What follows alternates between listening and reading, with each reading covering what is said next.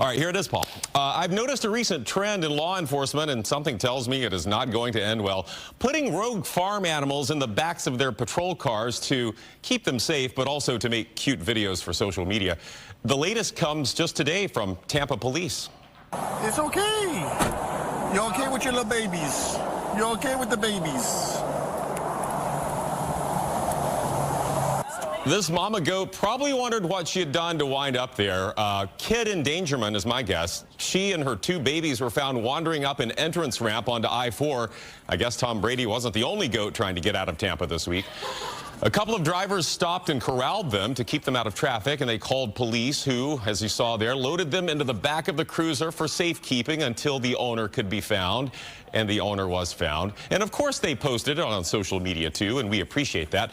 But I have to wonder if they would have opted for this tactic if not for the video that went viral last week.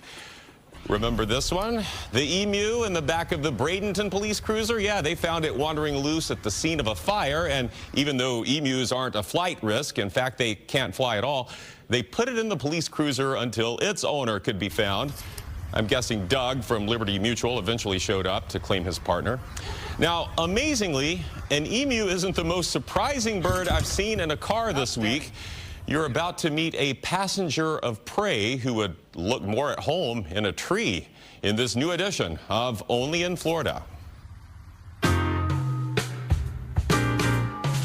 Only in Florida does a dead manatee greet you on your morning commute, or at least a cartoon version of one.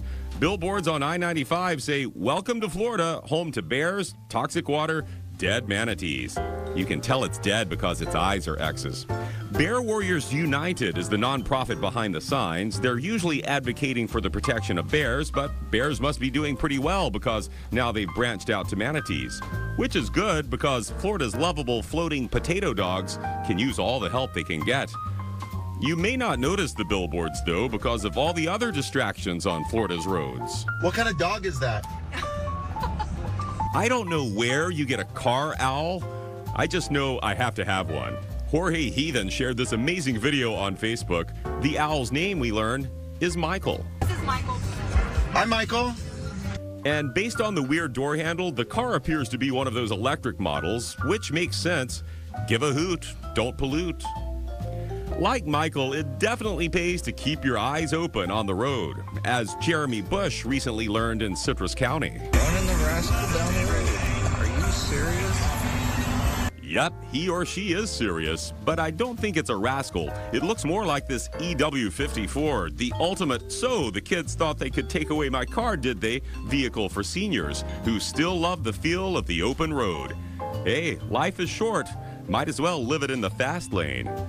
This is the time of year in Florida when the average age of visitors shoots up a bit, but this is not the kind of snowbird we normally see. This young alligator is from New Jersey. Someone bought it on the illegal pet market and abandoned it. It was rescued and sent to a zoo in Tampa. Welcome to Florida, little fella, but watch what you eat at the zoo, or you may end up like Leroy, a crocodile at Zoo Miami. Staff brought him to the clinic last month, fearing he had swallowed a plastic bottle that someone dropped into his habitat.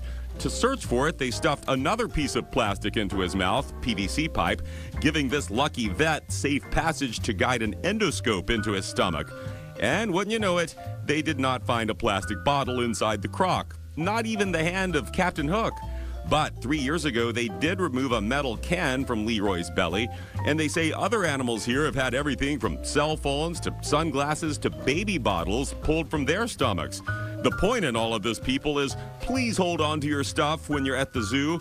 You know, veterinarians are trained for just about everything, but a cavity search of a croc is a recurring job.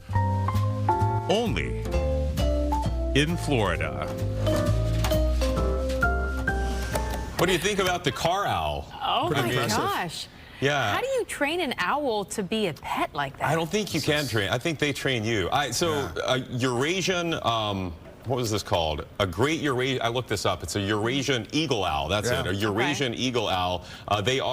You can have them legally as pets in Florida, but You can or can't? You can. CAN, you can, but everything I read said they don't make great pets. But Michael seemed like he was cool. great. Okay. Yeah. Really great passenger in the car. Just very hanging out. alert. Yeah. And you think they're nocturnal, but he was clearly enjoying the daytime there. She might have switched his schedule. Who knows? She could.